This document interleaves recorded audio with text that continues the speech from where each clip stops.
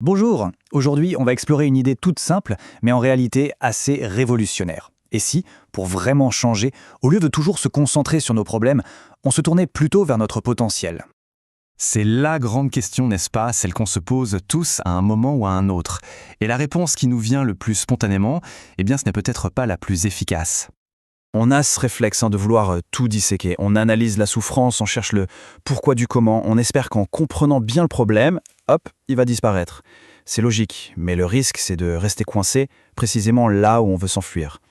Et si à force de regarder constamment dans le rétroviseur de nos vies, on passait finalement à côté de l'essentiel? C'est ce changement de perspective, un virage à 180 degrés, qu'on va décortiquer ensemble. L'idée que la clé, ce n'est pas ce qu'on fuit, mais bien ce vers quoi on se dirige. Pour bien saisir cette idée, il faut revenir un peu en arrière, à ses racines. Tout part d'un courant de pensée qui a fait un choix radical, s'intéresser à ce qui rend l'être humain grand plutôt qu'à ses maladies. C'est la psychologie humaniste. Ça, c'est le concept phare de Carl Rogers. Imaginez une plante qui pousse vers la lumière, quitte à percer le béton. C'est ça la tendance actualisante. Cette force, elle est toujours là, en chacun de nous. Le but du jeu n'est donc pas de la créer, mais simplement de retirer les obstacles qui l'empêchent de s'exprimer. Cette citation, elle est géniale parce qu'elle résume une vérité qui semble complètement à contre-courant. Le vrai changement, il ne naît pas du rejet de soi, mais au contraire de l'acceptation. C'est quand on arrête de se battre contre ce qu'on est, qu'on libère enfin l'énergie pour devenir ce qu'on peut être. Et pour que cette fameuse tendance à la croissance puisse s'épanouir, Rogers nous dit qu'il faut 3 conditions. Et c'est tout. Que ce soit en thérapie ou même dans nos relations de tous les jours, être vrai, accepter l'autre sans jugement et chercher sincèrement à comprendre son monde, eh bien c'est ça qui crée le terreau fertile où la croissance devient possible. Un autre grand nom de l'humanisme, c'est Abraham Maslow, avec sa célèbre pyramide. Et ce qu'elle nous montre est fascinant.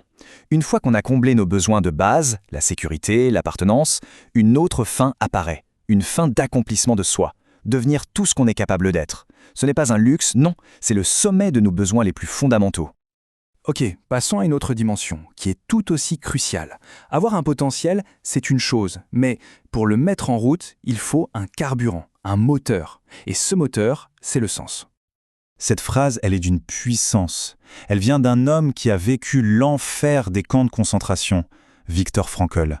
Là-bas, il a observé quelque chose de bouleversant. Ceux qui survivaient n'étaient pas forcément les plus costauds, mais ceux qui avaient une raison de vivre, un but.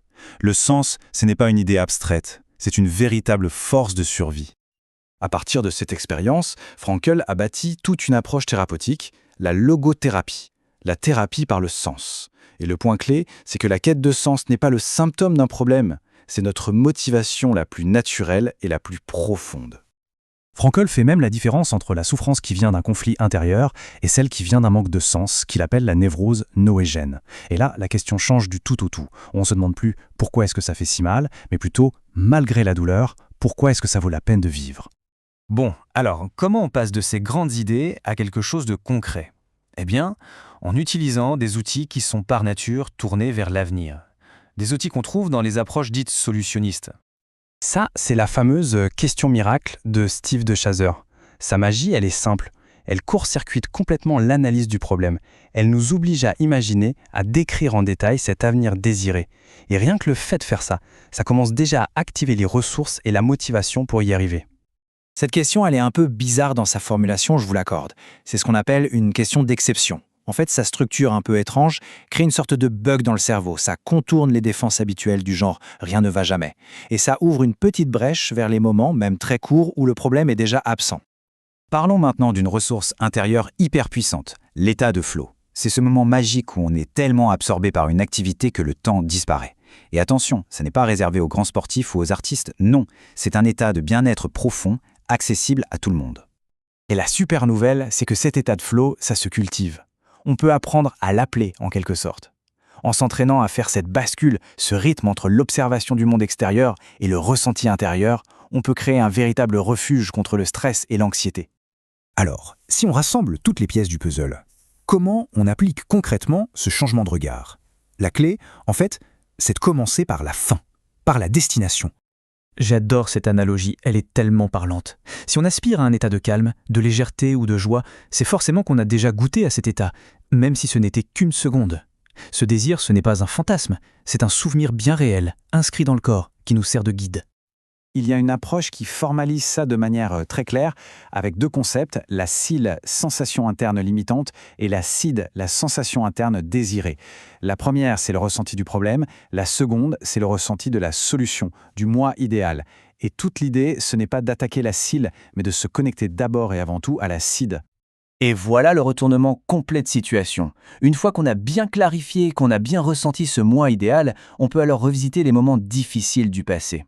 Mais on ne le fait plus en étant la victime dans un tunnel sombre, non, on le fait comme un explorateur qui tient une lanterne.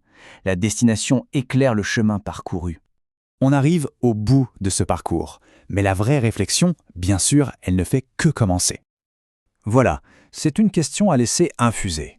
Sans y réfléchir de manière trop intellectuelle, juste se demander quelle serait la toute petite chose, demain matin, qui montrerait qu'un chemin s'est ouvert, un chemin vers son propre potentiel. La réponse, finalement, est peut-être déjà là, quelque part dans l'avenir. Merci d'avoir suivi cette réflexion.